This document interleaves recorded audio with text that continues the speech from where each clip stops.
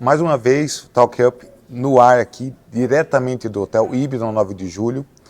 Vamos retomar uma conversa que tivemos lá atrás com o Fernando Pasqualino, contar um pouco o seu novo desafio, pleiteando uma pré-candidatura de deputado federal.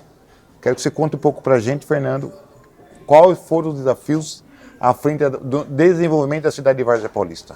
Opa, muito obrigado, primeiramente, Daniel, pelo espaço, né? A gente conversou, acho que esse ano ainda, mas foi quase uma conversa introdutória, né? O papo fluiu tão bem que não deu para adentrar, às vezes, em alguns detalhes. Mas obrigado pelo espaço. Fui muito feliz à frente aí da administração pública de Várzea Paulista, como vice-prefeito ao lado do prefeito professor Rodolfo. Eu acumulava o cargo de gestor de desenvolvimento econômico, que é o secretário de desenvolvimento econômico, trabalho e fazenda do município. Fui também vereador durante o mandato do Juvenal Rossi, então posso dizer que tive participação nesse boom econômico que Várzea teve, né? Várzea, quem passa em Várzea em 2013, né, começo de 2013 até hoje, às vezes nem reconhece a cidade, né? Eu tenho muita satisfação, muito orgulho de ter feito parte dessa transformação. E não tem segredo, né, Daniel? É trabalhar para tornar o município atrativo, atrair investimentos e poder gerar renda e manter essa renda dentro do município, né? É o mais importante, né? Isso que é importante. A gente tem que fazer a roda da economia girar, né? A prefeitura faz os investimentos necessários em infraestrutura, torna o município atrativo para empresas, as empresas vêm, se instalam, dão emprego para as pessoas com dinheiro, elas consomem no município, que por sua vez gera arrecadação, que permite com que o município faça novos investimentos em infraestrutura e faça essa roda girar, fechando o ciclo. Então, sem aumentar imposto, sem aumentar a alíquota, o município consegue arrecadar mais. Como? Gerando mais riqueza dentro do próprio município.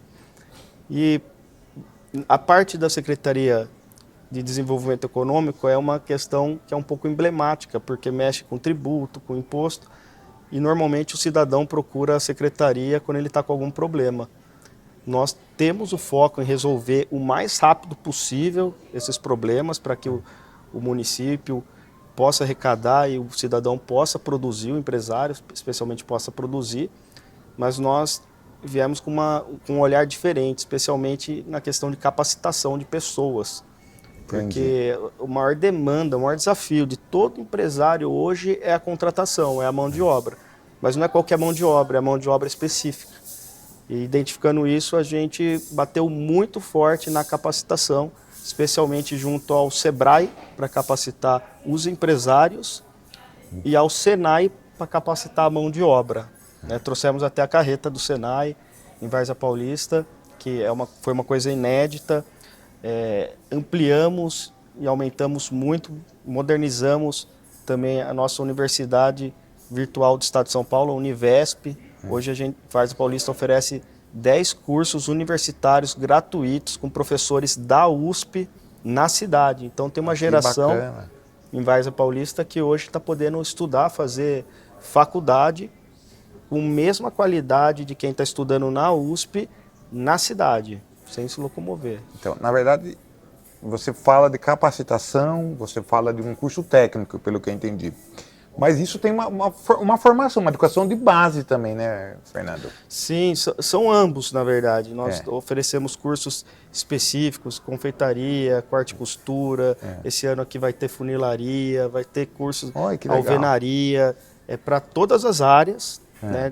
Seja a pessoa autônoma ou que trabalha numa oficina, numa confecção. Para o próprio empresário também, fluxo de caixa, redes sociais, para ele expandir o negócio dele.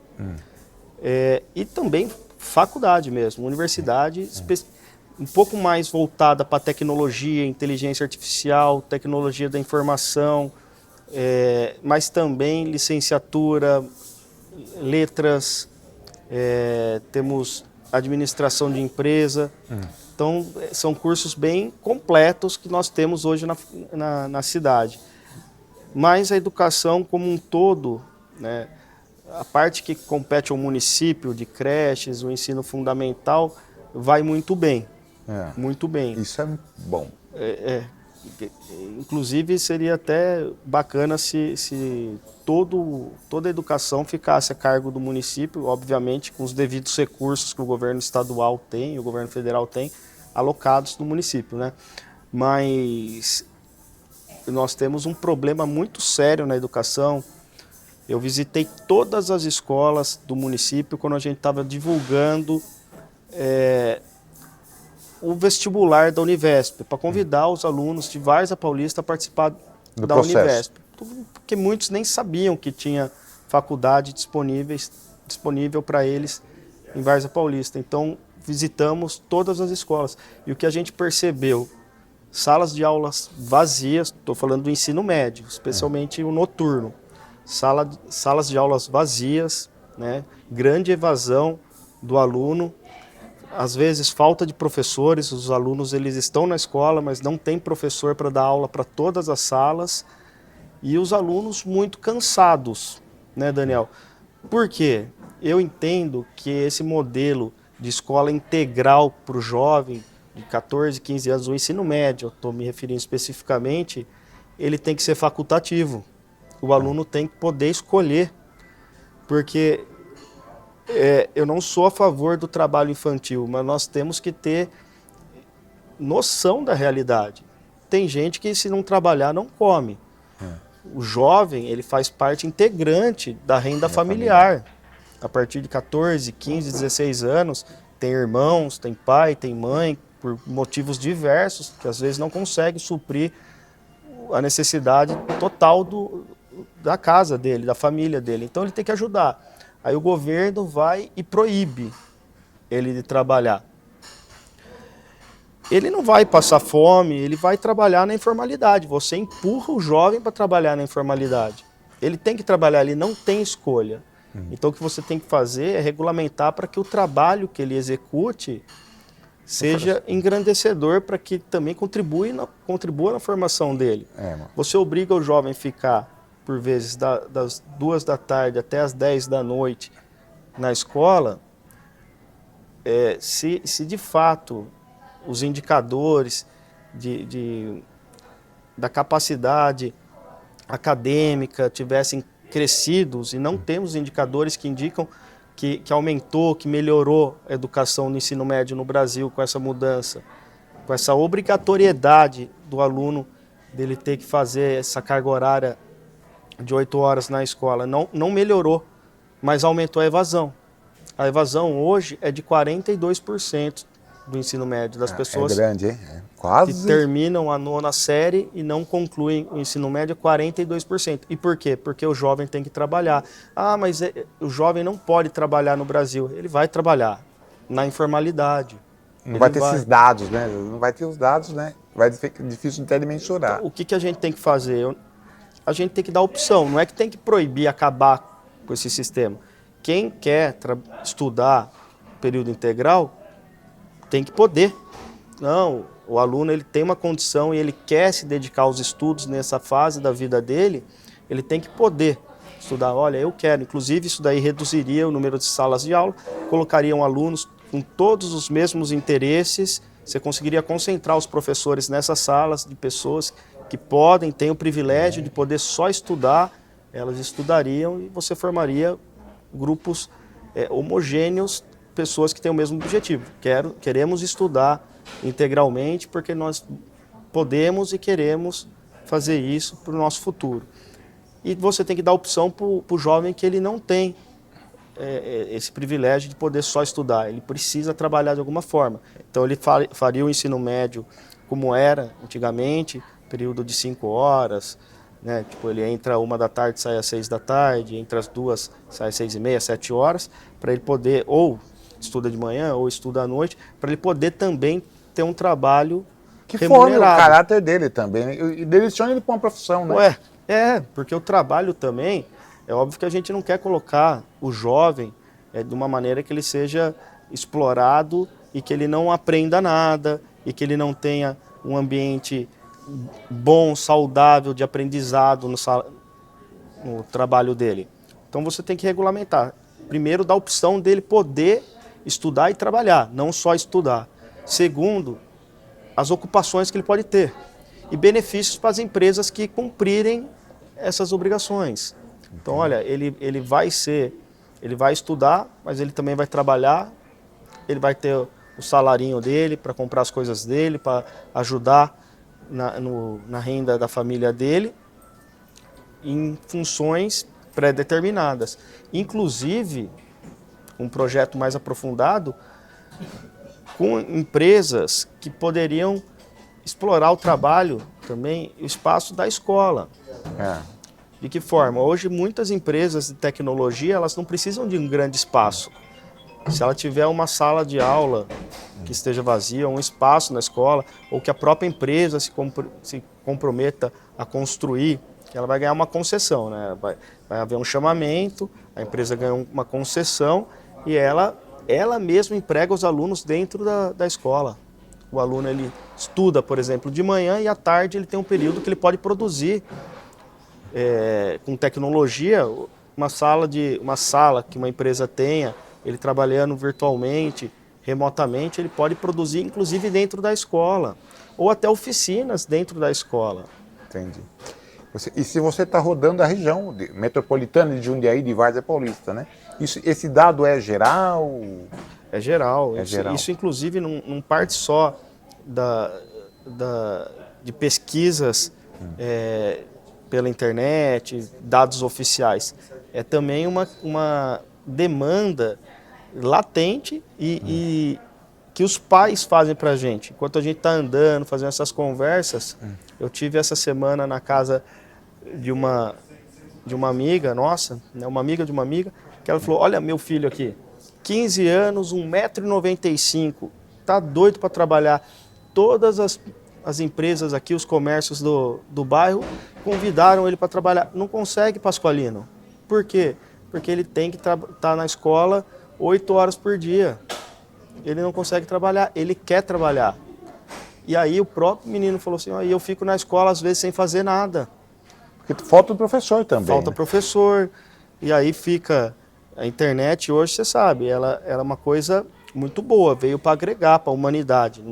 Não dá para a gente ir contra a tecnologia, mas ela tem uma faceta muito maligna, né? Tipo, aquela São questão. portas lá dentro, né? Você abre uma porta que não é tão boa assim, né? Cabeça vazia, né? A pessoa ociosa, oficina, né? Do inimigo. Então, é isso. Você deixa o jovem com uma ferramenta que pode ser boa, mas pode ser péssima para o desenvolvimento dele, que é o celular, que é a internet. Ele ocioso, o resultado a gente sabe qual é. Então você precisa ocupar o jovem, mas não necessariamente trancafiá-lo numa escola que ele vai ficar perdendo tempo. Isso daí você só está retirando ele da rua para ele ficar perdendo tempo. E a ideia é justamente oposta. É regulamentar para que ele possa trabalhar, produzir, também estudar e aprender um ofício ao mesmo tempo. Assim, a região de Várzea Paulista, Campo Limpo, Jundiaí, pelo qual você anda, desenvolveu-se muito, né? A área da saúde, a área assim, cresceu muito. Tem o problema da educação, o problema da segurança também. Sim. Mobilidade, porque assim... A mobilidade hoje, ela deixou de ser só questão das pessoas chegarem rápido ou saírem do trabalho, né? Porque tudo é tempo, né? Então, a economia, a competitividade das empresas depende também da logística local. Ir e vir, né? E da qualidade de vida do trabalhador. Eu tive que morar algum tempo em São Paulo enquanto eu estava me formando, fazendo a minha graduação. E eu morava ali no Vila Clementino e trabalhava em Pinheiros. Rapaz, eu pegava 2 horas de trânsito todo dia. Todo dia. Era terrível. Terrível, terrível, terrível. Então, eu sei o que é a pessoa ficar presa no trânsito, perder o tempo livre de vida, porque ela já trabalha 8 horas. Ela leva 2 horas para ir para o serviço, 2 horas para voltar, acabou o dia dela. A verdade é essa, você tem que tomar banho, você tem que comer, você tem que dormir, fazer suas necessidades. Acabou o seu dia. Acabou. Então, chega a ser desumano, né? Você prender o trabalhador no trânsito, seja no carro ou no transporte público, que seria o tempo livre dele, né? Imagina se tem que ir para o hospital também, na verdade, demorar para ir a mobilidade para o hospital, ir e vir, cansar. Então, assim, o município tem que se preocupar com isso também, né? De preparar os grandes centros, os centros menores, os bairros, para receber, porque se quer segurar o trabalhador ou trazer o comércio local, tem que se preocupar com isso também, né? Com certeza. E assim, a internet, isso é uma tendência global, não tem como voltar atrás. Ela criou esse costume das pessoas comprarem em casa e receberem em casa, e cada vez as pessoas mais isoladas. Isso. Então a gente tem que fazer de tudo para que as pessoas não se sintam compelidas a ficarem em casa, a poderem sair não só para consumirem e fazerem a economia local girar, mas também uma questão de saúde mental, né? Questão de sociabilidade, uma questão de saúde mental, uma questão de tomar sol, vitamina D, que está atrelada também à depressão. Então as pessoas têm que sair, conversar, socializar, não perder as coisas. Eu tenho uma filha de 6 anos e eu me preocupo muito com isso. Vai ser a segunda geração, né? Cada geração que vem mais imersiva dentro da tecnologia, né? Nós fomos uma geração que pegamos a transição, né? Eu nasci, não tinha celular, não tinha internet, mas ainda éramos jovens quando começou a ter essa transição. Então a gente viu um lado e viu o outro. A geração que veio depois da gente, ela já viu o começo da internet e crescendo. Essa aqui já caiu direto na internet. Na inteligência artificial, já não vai nem saber, dependendo o que é Google, vai saber só os robôs das inteligências artificiais, essa geração. Eu estava conversando com você nos bastidores aqui, e você falou da causa animal, porque assim, vem em conta, porque assim, um animal em casa, porque geralmente as crianças, antigamente tinha mais animais, o pet, tinha... Eu sei que é uma bandeira que você defende também, Fernando. Eu gostaria que você contasse um pouco pra gente. Como eu estudei em São Paulo, eu tive amigos assim que, de verdade, você vai dar risada, Daniel, mas que nunca tinham visto uma galinha pessoalmente, assim, uma galinha, cara, tipo, um boi, sabe? Então, tipo, os grandes centros já perderam mais ainda essa conexão com a natureza, né? Porque causa animal não é só também cachorro e gato, né? A gente tem que estar atento a todo tipo de vida no planeta, né? Então, hoje, ainda bem, a pauta animal cresceu muito, né? Ela se desenvolveu, tem muito mais pessoas falando disso, temos mais representantes, mas ainda tem um caminho muito grande a percorrer. Quando eu fui vereador em Várzea Paulista, eu comecei com o projeto de castrações, porque em 2016, quando eu fui eleito, tinha muitos animais de rua. E quem trabalha com a causa animal sabe que o melhor caminho para você vencer esse sofrimento de animais em situação de rua, vulneráveis, é a castração, cara. É o número 1. Então, de lá para cá, em Várzea Paulista, já foram feitas mais de 5.000 castrações, de 2017, quando eu fui vereador, e outros vereadores deram sequência. Nós temos o vereador Michael de Nóbrega agora também, da causa animal, que está dando sequência, fazendo um trabalho muito bacana no município. Diminuiu muito. Quem trabalha resgatando animais, que trabalha na causa animal, sabe o quanto diminuiu. Resolveu? Não resolveu. Ainda tem um trabalho muito grande para ser feito. Eu entendo que, especialmente na causa animal, nós temos que ter um enrijecimento das leis. Tivemos aí o caso do cão-orelha, final do ano, começo do ano, aí deu uma comoção nacional. Por causa desse episódio, já tivemos uma movimentação no Congresso, aumentou a pena, mas eu acho insuficiente. Eu ainda acho insuficiente. Porque, vamos lá, Daniel,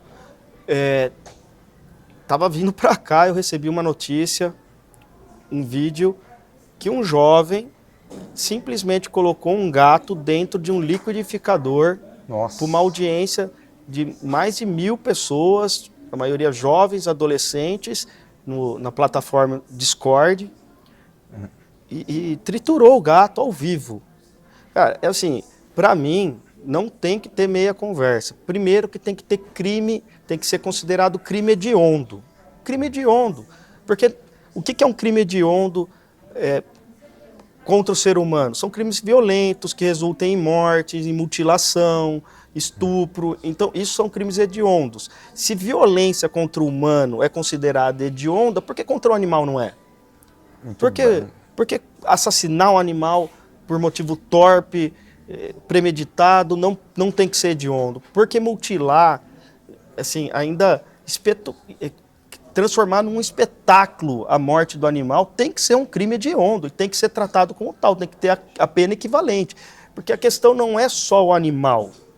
O cara que coloca um gato, um filhote de um gato, num liquidificador e tritura um jovem, independente da idade dele, ele não é normal. Vamos partir daí. Ele é doente. Ele é doente, ele é um psicopata, tem que ser tratado como tal, independentemente da idade, meu amigo. E tem 12 também, anos. E quem assistiu também. E quem assistiu também. A gente vai chegar lá. Tem que ser preso. Tem que ser preso. Porque se ele faz isso com o animal, ele só está fazendo com o animal, por quê? Porque o animal é indefeso. Porque o animal não tem nem a proteção de um adulto, de um ser humano ali que vai cuidar como um ser humano cuida do filho, como também não tem do Estado. Então a gente parte daí. O animal ele tem que ter a proteção, se ele não pode ter o tempo todo dos seres humanos presentes, ele tem que ter do Estado. Então o gato foi triturado lá no liquidificador ao vivo. Cara, essa criança, esse delinquente, né, esse marginal, tem que ser preso.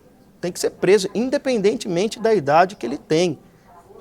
Porque se ele está fazendo isso com o animal, ele faria com o ser humano se ele tivesse a oportunidade. Eu não tenho a menor dúvida. Eu não tenho a menor dúvida que uma pessoa dessa, você não toma a providência necessária quando ele comete um crime dessa natureza. E a providência é ser preso mesmo no sistema carcerário.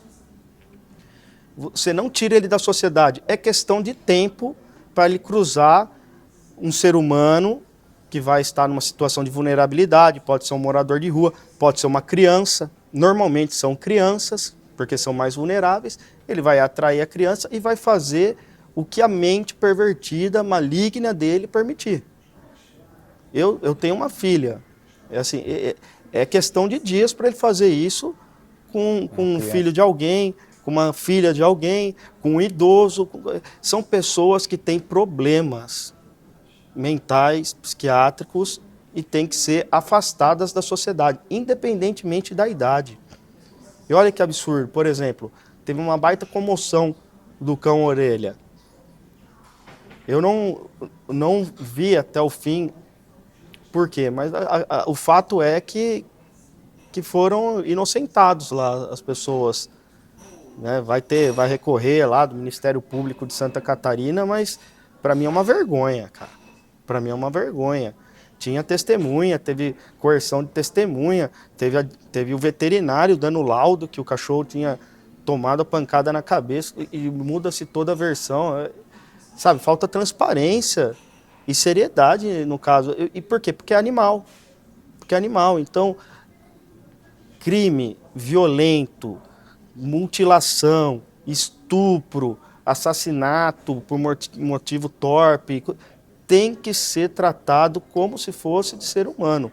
Porque só é com animal porque a pessoa não tem oportunidade de fazer com o ser humano. Então tem que ser crime hediondo, tem que ficar preso mesmo, é cadeia mesmo, tô falando. É 15 anos de cadeia lá, depois vai ter que passar por todas a mesma procedimento, tratamento que uma pessoa que mata um ser humano tem que passar. A gente já entrou uma pauta de saúde também, porque isso aí é uma questão de saúde também, né? Exato, exato. E tem assim, a secretaria que você teve à frente ajudou a desenvolver o hospital de Várzea Paulista ou não? Eu não tenho a menor dúvida, né? Porque é você transformando uma cidade numa cidade próspera, como nós fizemos desde 2013 até hoje, até 2026, a gente conseguiu transformar a Várzea Paulista. O hospital ele foi concluído 83% durante o primeiro mandato. Então, durante o primeiro mandato, que eu estava ao lado do professor Rodolfo como vice-prefeito, nós fizemos a grande parte do hospital, que é uma grande conquista da cidade. Foi recurso próprio, não teve recurso do governo estadual, não teve recurso do governo federal, é recurso municipal da própria cidade, para poder sanar um pouco a demanda, né, do povo varzino. Por quê, Daniel?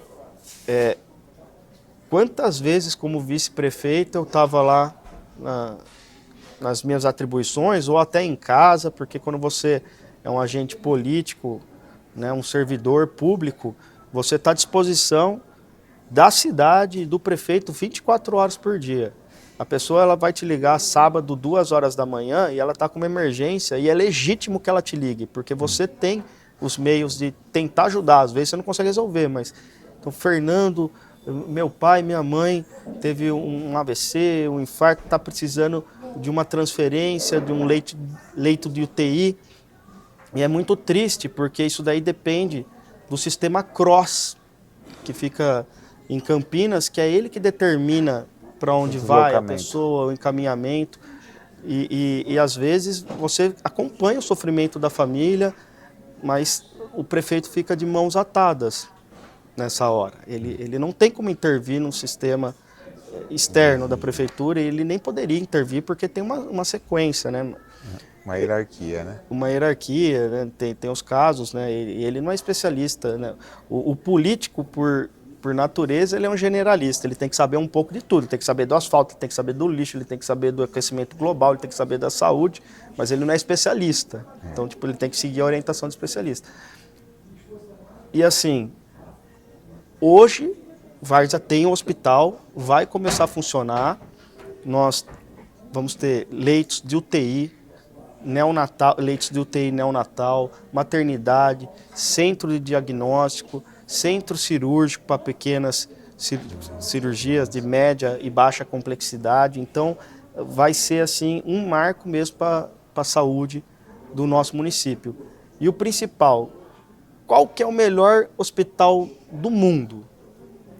É o mais perto da sua casa. Na emergência é o mais perto de você. Você pode optar, você está tendo uma parada cardíaca aqui.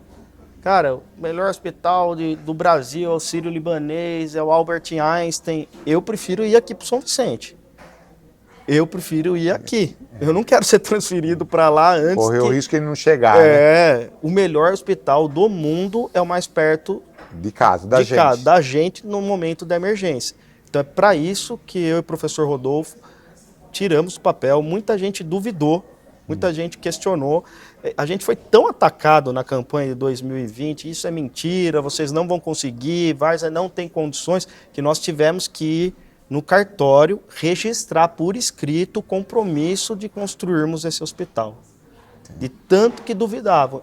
E a gente não se abalou não, batemos no peito, fomos para cima e tá aí. Tá aí para quem duvidou. E esse hospital, o município consegue custear, vai ter que ter? Então, o município, saúde, só um segundo só. Então, saúde é muito caro e não tem fim, né? É uma demanda sem fim. Na administração pública a gente aprende que o prefeito ele não consegue resolver todos os problemas de todas as pessoas do município. Você tem uma demanda infinita de problemas, quase, e você tem um recurso limitado. Então, o que é fazer uma boa gestão? É você resolver o máximo de problemas com o recurso que você tem. E os problemas mais gritantes. Priorizar e maximizar. Então, você tem que ser o mais eficiente possível com o que você tem. Então, saúde é realmente um problema não só de Várzea Paulista, não só de Jundiaí, mas do Brasil e do mundo também. E do mundo, de uma forma geral. Então, na medida do possível, a gente investiu o máximo que nós pudemos na saúde, e Várzea Paulista tem um recurso limitado. Então, nós temos, obrigatoriamente, de buscarmos recursos com o Ministério da Saúde e também com o governo do Estado de São Paulo, para podermos colocar o hospital operando 100% da sua capacidade. Mas, uma coisa que eu te garanto, o hospital ele foi feito assim, da forma mais criteriosa possível, ele foi feito seguindo todas as exigências, é um hospital de primeiro mundo mesmo. Por quê? Para você receber recursos do governo federal ou estadual, o hospital ele tem que ter uma série de regras e ele tem que atender a todas elas. Então nós fizemos ele perfeito. O hospital hoje de Várzea Paulista ele está habilitado a receber tais recursos, o que não garante que virão. O que garante que virão? Uma representatividade. Um representante da cidade que esteja lá em Brasília, quando os recursos são divididos, quando o orçamento é dividido, tem alguém que fala assim, opa, vamos fazer aqui o orçamento da saúde. Quem precisa? Várzea Paulista precisa. Jundiaí precisa. A região precisa. Precisa ter alguém para levantar a mão na hora e falar, Várzea Paulista. E é assim com tudo. Ó, vai ter um programa Minha Casa Minha Vida. Eu não vou entrar em mérito de qual presidente fez, porque todos os últimos presidentes fizeram, mas o que acontece? Nunca tivemos o programa Minha Casa Minha Vida. Hoje, Várzea está construindo algumas unidades para tirar as pessoas do CDHU, né? Tirar as pessoas que estão em zonas de risco, mas são 40 unidades para famílias pontuais. Seria melhor se nós tivéssemos conseguido 100, 200, 500 moradias do programa Minha Casa Minha Vida, ou Casa Verde e Amarelo, como era do governo anterior. Alguém que estivesse lá em Brasília. Foram quase 400 mil unidades por todo o Brasil. Não foi nenhuma para Várzea, pô.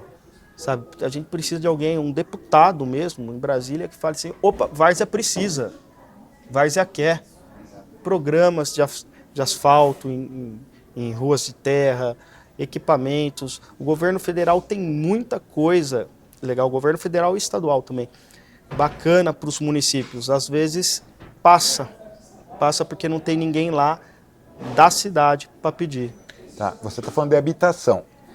Qual é o risco da Serra do Mursa ser afetada com isso ou não? A Serra do Mursa já está protegida. É a menina dos meus olhos, né? Porque a Serra foi o motivo por eu entrar na vida pública. Né? Em 2011 nós tínhamos uma luta na cidade por loteamento lá da Serra do Mursa. Eu entendo que Várzea Paulista não tem hoje necessidade de mais loteamentos, especialmente no formato que está lá, é terrível. Tem estudos que mostram que se você impermeabilizar o solo ali da Serra do Mursa, o pessoal do Jardim Satélite e de regiões mais embaixo, que passam córregos, vão ser alagadas, a cidade inteira vai sofrer. Por quê, Daniel? Quando a pessoa ela faz um loteamento, você aumenta a necessidade de transporte público ou de alargamento das vias por causa do trânsito. Você precisa de creche, você precisa de escola, você precisa de posto de saúde, você precisa... E o empreendedor, ele vai lá, ele dá uma contrapartida ou outra para o município. Olha, por mais que ele dê uma escola, um posto de saúde, construir... Um parque... Construir não é o mais caro é manter esses equipamentos públicos. Então, a gente precisa pensar bem no futuro de Várzea Paulista, fazer um crescimento organizado. E como eu disse, a Serra do Mursa continua ameaçada, eu sou contra, vou ser sempre contra o loteamento ali na Serra do Mursa. Eu acho que ali é o último resquício de área verde do município e com um potencial imenso de exploração turística. A gente consegue turismo, cara, é uma das coisas que gera mais renda no mundo. No mundo. A França mesmo é um país riquíssimo, muito graças ao turismo dela. Então, Várzea Paulista e a região como um todo teria que se unir, pegar esse sistema das serras, Serra do Japi, Serra dos Cristais, o Mursa, o Serra da Cantareira, que formam um grande corredor ecológico aqui, e explorar tudo de uma forma única. Cada cidade aqui já tem a sua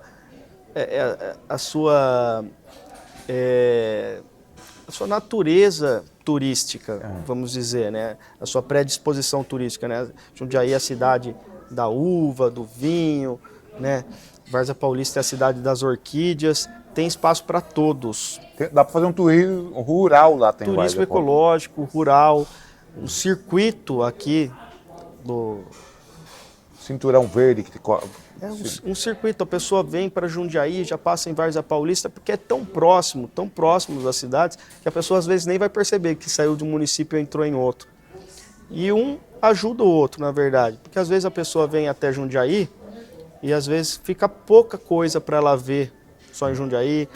Num dia talvez esteja bastante, mas que ela venha passar um final de semana. Ela vai um dia em Jundiaí, um dia em Várzea, estende até Campo Limpo, Jarinu. Tem que ter essa união entre as cidades para que a pessoa não venha só um bate-volta. Mesmo porque bate-volta a gente vai atrair quem? A gente vai atrair o pessoal de São Paulo, às vezes de Campinas. A gente precisa atrair gente de mais longe.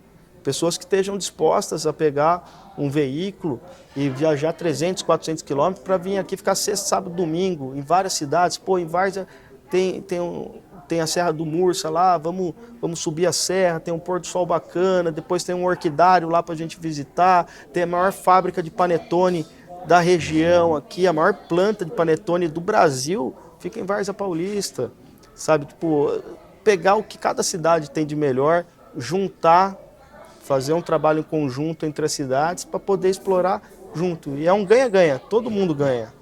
E assim, isso precisa de segurança também, hein? Porque assim, trazendo gente de fora, não sabe quem está vindo. Porque, querendo ou não, as cidades vizinhas, você acaba se conhecendo, a segurança é mais fácil, né? A rodovia, as ruas. Porque Várzea e Jundiaí quase se mistura, como você mesmo disse, né? Com certeza. Com Campo Limpo também, né? Olha, graças a Deus, a nossa região não tem os problemas tão graves quanto as grandes capitais, os grandes centros urbanos têm de segurança pública, né? As pesquisas demonstram que aqui a gente não tem nem perto o nível de criminalidade. Mas não é porque está assim que tem que mudar. A gente tem que continuar criando um cinturão de segurança, investir em tecnologia. A tecnologia hoje está aí para ser usada muito, criar esse cinturão mesmo, essa muralha virtual aqui nas cidades. A pessoa que entrar no município, seja por trem, por ônibus, de carro mesmo, ela vai ter o rosto escaneado automaticamente na hora que ela entra. Se ela está com alguma pendência na justiça, ela já vai apontar lá para as forças de segurança.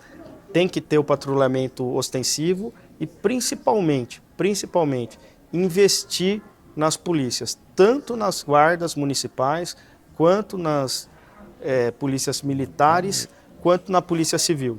Cada um trabalhando no que lhe compete, né? A polícia civil mais investigativa, a polícia militar mais ostensiva e a guarda municipal hoje, que está de parabéns. Hoje as guardas municipais fazem um trabalho primoroso em todas as cidades.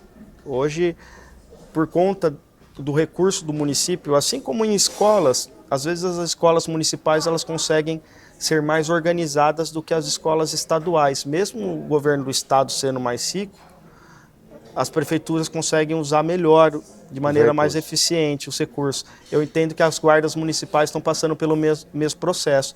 Hoje, você vê guardas municipais mais bem equipadas do que a polícia militar, o que não é nenhum demérito para a polícia militar. Eu acho que o que eu estou dizendo aqui é que a polícia militar precisa ter o mesmo nível de investimento que as guardas estão tendo hoje. Que a polícia militar sempre foi assim, um dos orgulhos do Estado, né? Do Estado de São Paulo, principalmente. Então a gente precisa retomar isso e integrar as polícias, porque desde que a região de Jundiaí ganhou o status de região metropolitana, aqui tem que ter essa integração das forças de segurança, assim, porque hoje você está vindo de Várzea para Jundiaí, você nem percebe, né? Você mudou de cidade, de bairro, você acabou nem acreditando. Olha, Fernando, eu acho que o bate-papo está muito bom. A gente poderia ficar horas e horas e horas. Eu acho que você tem muito a acrescentar. Eu acredito muito você em Brasília pode fazer a diferença para a nossa região. E desejo a você uma boa sorte. E na sua caminhada, se tiver alguma novidade, você nos traga aqui. Opa, muito obrigado, viu, Daniel? Então, eu vou agradecer mais uma vez o seu tempo. Sei que você está andando aí querendo o melhor para a nossa região. Eu quero agradecer e fica um convite para você. Quando você estiver em Brasília, trazer o que você nos trouxe para a região. Eu vou fazer melhor ainda. Vamos fazer o seguinte. Eu vou não só trazer muitas coisas aqui para a região, como também eu quero que você vá lá acompanhar o trabalho de perto e a gente faz um podcast lá no meu gabinete. Muito obrigado. Já fica aqui combinado. Eu agradeço você que vai compartilhar e curtir esse vídeo para trazer pessoas legais que nem o Fernando para a gente bater papo aqui. Muito obrigado.